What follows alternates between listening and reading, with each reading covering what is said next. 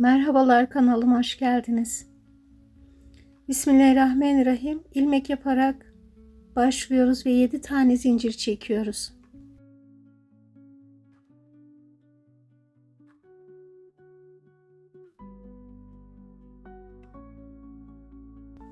İlk zincire ipimizi kaydırarak kapatıyoruz ve halka oluşturuyoruz. Devamında 5 zincir çekiyoruz. İpimizi tığımıza 3 defa dolayıp zinciri halka yaptığımız ilmeğe şöyle yakından göstereyim. Şuradan tığımızı batırıyoruz. Ve buraya bir tane dörtlü trabzan örüyoruz. Tekrar 5 zincir çekiyoruz. İpimizi 3 defa doluyoruz. Ve şu zincirle trabzanı birleştirdiğimiz ilmek şuraya dörtlü bir trabzan örüyoruz. Devamında 7 zincir çekiyoruz ve tekrar halka oluşturuyoruz. Tığımızı, zinciri ve trabzanı birbirine bağlayan şu ilmekten şuradan geçiriyoruz. Ve sık iğne ile kapatıyoruz zincirimizi. 5 zincir çekiyoruz. İpimizi 3 defa doluyoruz. Zinciri halka yaptığımız ilmeğe şuraya tığımızı batırıp şuraya dörtlü bir trabzan örüyoruz.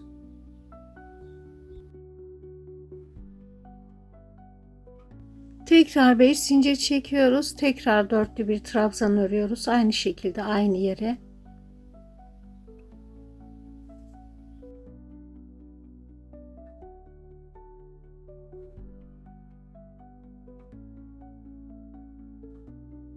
Beş zincir ve dörtlü trabzan çiftinden 2 tane örüyoruz. Sonra halka yapımına geçiyoruz.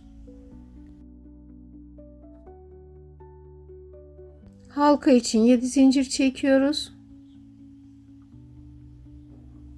Ve sık iğne ile şu trabzanla zinciri birbirine bağlayan ilmeğe sık iğne ile kapatıyoruz. Birinci sıramızı bu şekilde tamamlıyoruz. Şimdi ben modeli oturtturmak için 5 tane halka ve aralarındaki trabzanla zincirleri yaptım. Sonunda halka yapmıyorum. 4 tane zincir çekiyorum sıranın sonunda. İpimi doluyorum ve trabzanla zinciri birbirine bağlayan ilmeğe bir tane ikili trabzan örüyorum.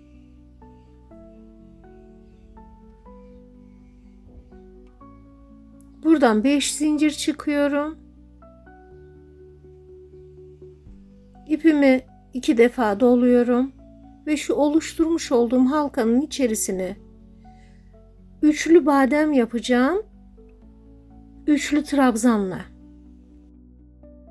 Dikkat ettiyseniz örgümü çevirdim, şeridi çevirdim. Zincir olan tarafa yapıyorum. Şu anda zinciri örüyorum. Evet, buraya 3 tane ördükten sonra ipimi doluyorum ve sıradaki zincire. Buraya da aynı şekilde 3 tane üçlü trabzan örüyorum. 2 defa çekiyorum. Üçüncüyü tığın üzerinde bırakıyorum. Hepsini toplayacağım bu şekilde. Buraya da 3 tane yaptıktan sonra ipimi doluyorum. Sıradaki boşluğa geçiyorum. Yine zincire örüyorum. Trabzan aşağıda kalıyor. Buraya da 3 tane ördükten sonra tekrar ipimi doluyorum.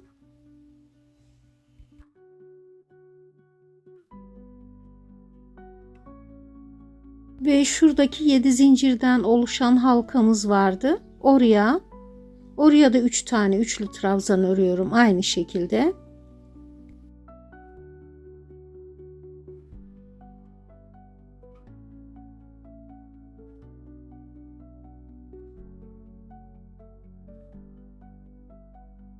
...12 trabzan toplamış oldum. Baştaki zincirin haricinde.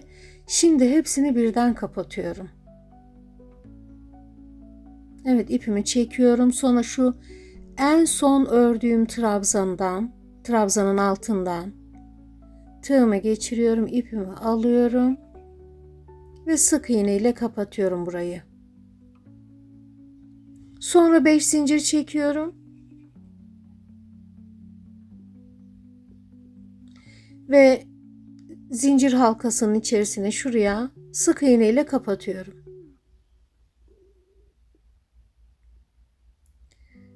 12 tane zincir çekiyorum.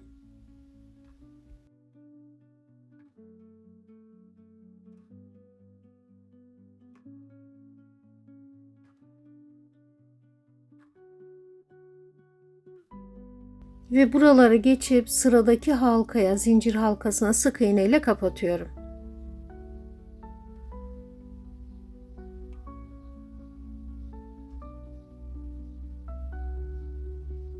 Buradan 5 zincir çıkıyorum. İpimi 2 defa doluyorum ve aynı halkanın içerisine 3 tane üçlü trabzan örüyorum. 2 defa çekiyorum. Üçüncüyü tığın üzerinde bırakıyorum. Az önce yaptığımız gibi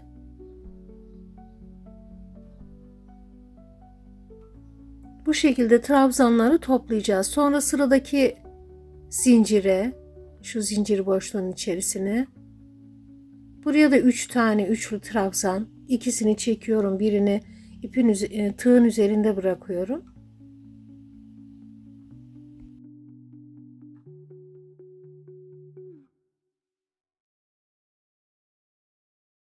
Burayı tamamladık. Şimdi sıradaki boşluğa, buraya da 3 tane aynı şekilde.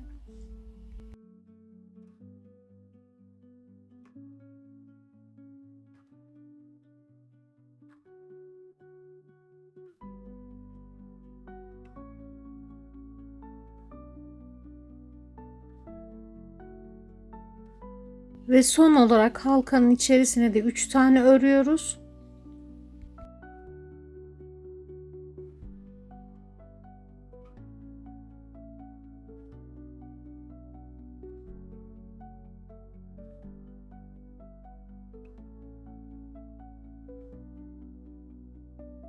Ve şimdi hepsini birden toplayacağız. Hepsini birden kapatacağız.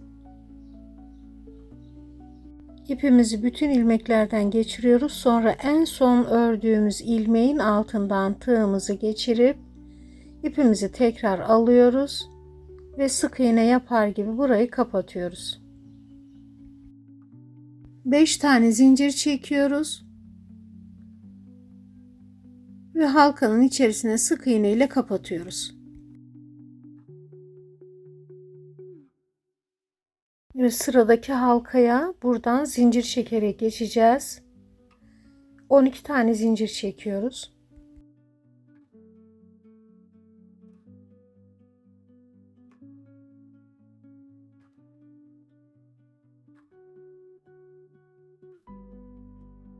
Halkanın içerisine sık iğne ile kapatıyoruz burayı.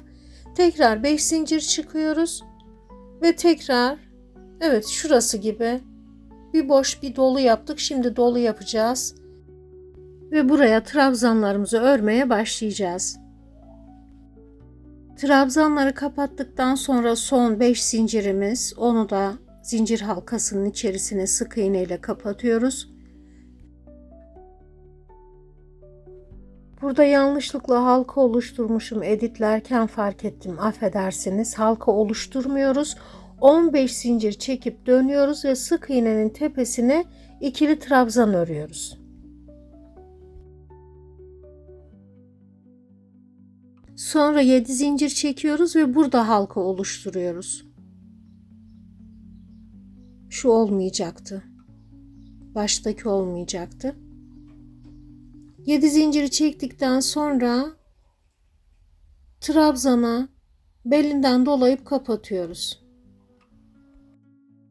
Sık iğne ile kapatıyoruz. Sonra 6 zincir çekiyoruz.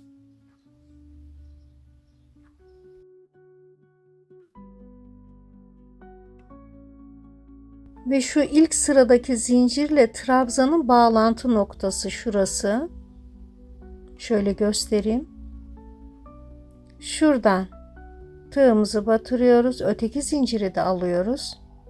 Sık iğne ile burayı birleştiriyoruz. Sonra 6 zincir çekiyoruz. Sık iğnenin tepesine bir tane ikili trabzan örüyoruz. Ve tekrar zincir çekip 7 tane zincir çekip trabzanın beline zinciri sık iğne ile kapatıyoruz. Sonra 12 zincir çekiyoruz ve bu zincirimizi de sıradaki sık iğnenin tepesine aynı şekilde ikili trabzanla kapatıyoruz ve oraya da 7 zincirlik bir halka oluşturuyoruz.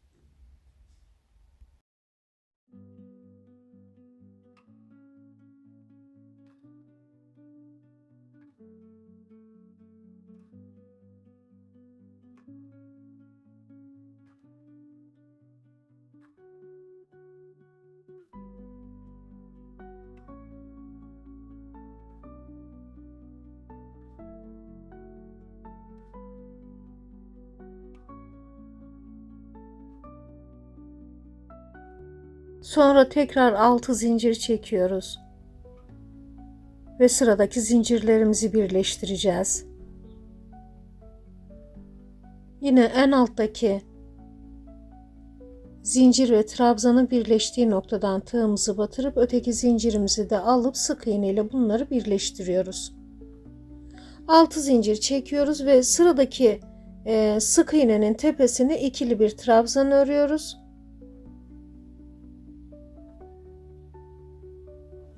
7 tane zincir çekip trabzanın beline sık iğne ile kapatıyoruz.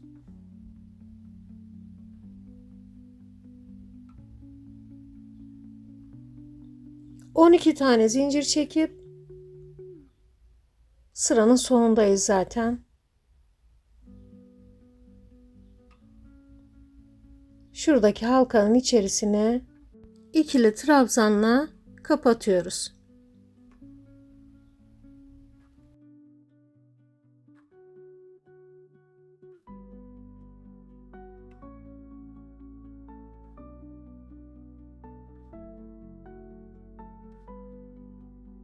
On beş tane zincir çekip dönüyoruz buradan.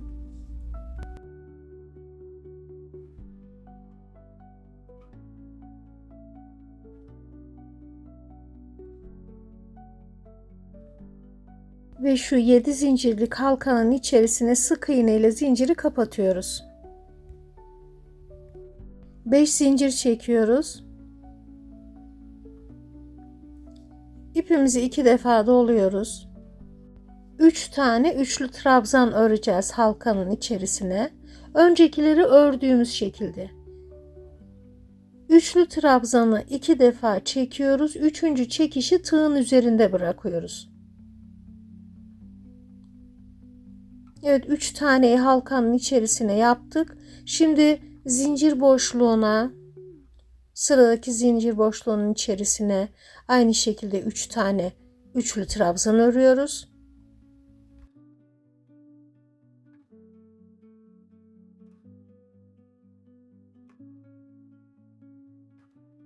Diğer boşluğa 3 tane üçlü trabzan örüyoruz aynı şekilde.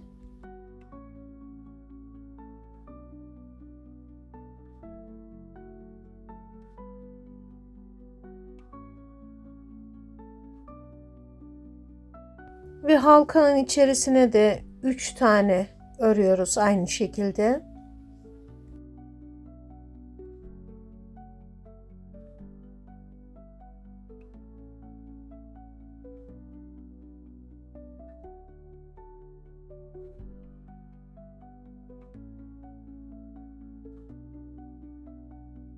Sonra hepsini birden kapatıyoruz.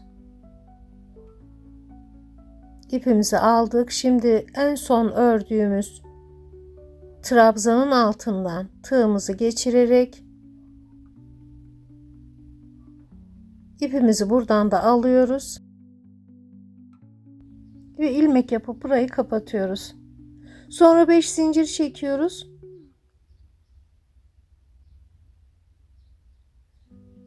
ve halkanın içerisine sık iğne ile 5 zinciri kapatıyoruz. Sonra 12 tane zincir çekiyoruz.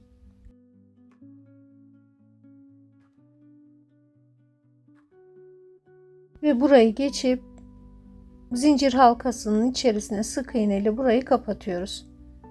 5 zincir çekiyoruz.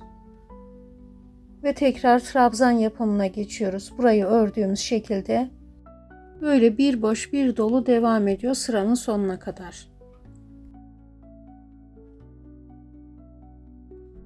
15 zincir çekip halkanın sık iğnesini kapatıyoruz. Yanlışlıkla ördüğümü söylemiştim, onu iptal ediyorum. Şimdi halka oluşturacağım. Onun için 10 zincir çekiyorum.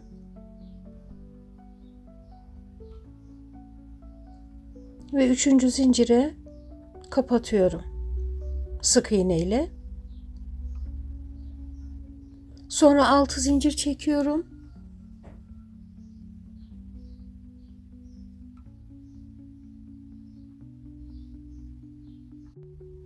Ve trabzanları kapadığım şu göbekten, şu ilmekten tığımı batırıp öteki zincirleri de alarak burayı birleştiriyorum sık iğne ile. Sonra 6 zincir çekiyorum ve sık iğnenin tepesine bir tane ikili trabzan örüyorum. 7 tane zincir çekip bu trabzanın belinden zinciri sık iğne ile kapatıyorum.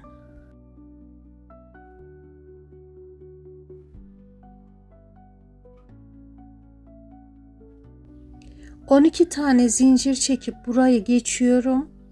Bu trabzanların üzerine geçiyorum ve sıradaki sık iğnenin tepesine ikili trabzan örüyorum.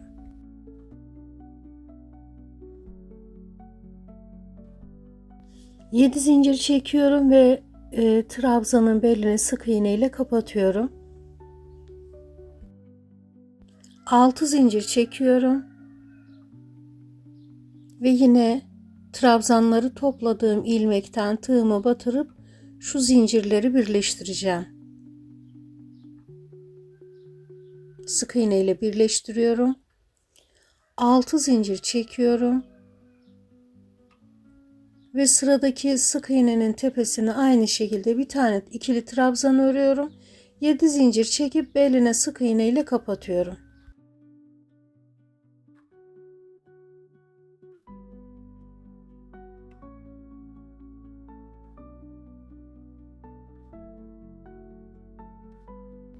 Sonra 12 tane zincir çekiyorum.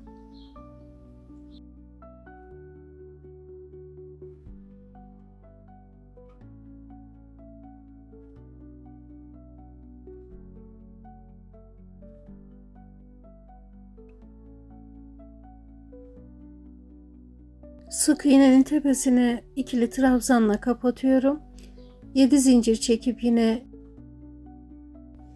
trabzanın beline sık iğne ile kapatarak halka oluşturuyorum. Sonra 6 zincir çekiyorum.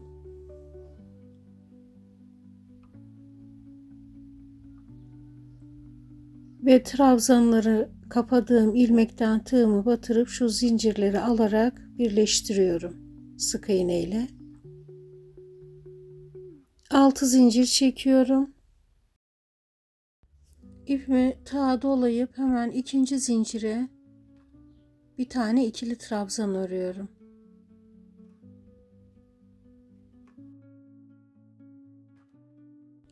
Dört tane zincir çekiyorum.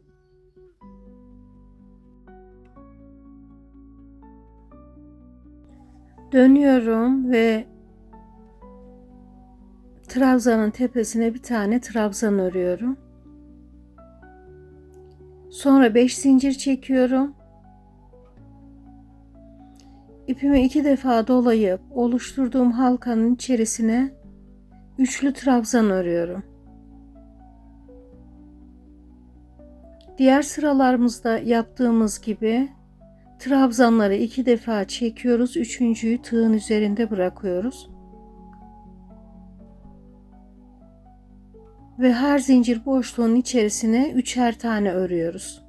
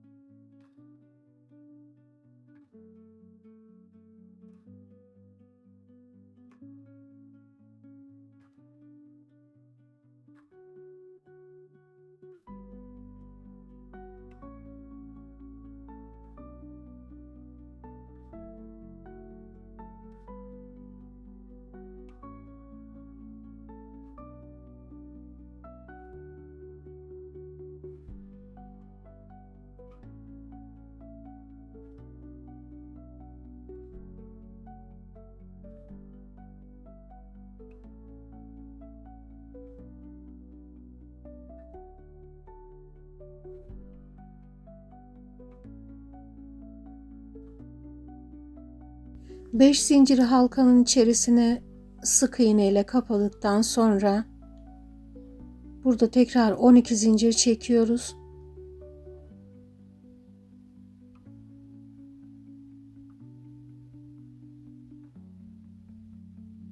Ve sıradaki halkanın içerisine sık iğne ile kapatıyoruz şuraya.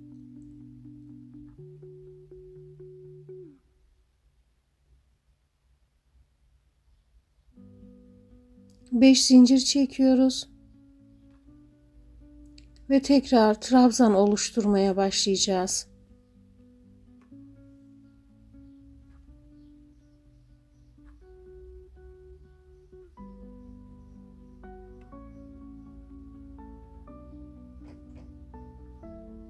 Evet, modelimiz bundan ibaret.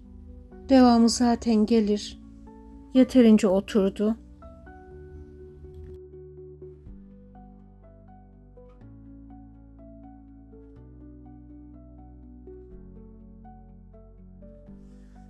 Şu trabzanları da tamamladıktan sonra bırakacağım. Bu sırayı bitirip bir sıra daha döneceğim.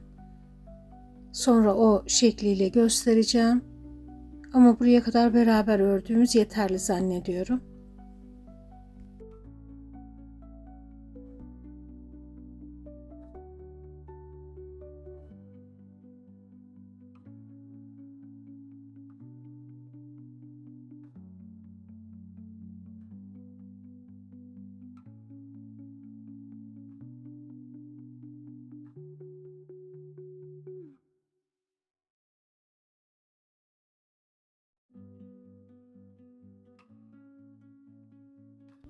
Modelimiz böyle görünüyor.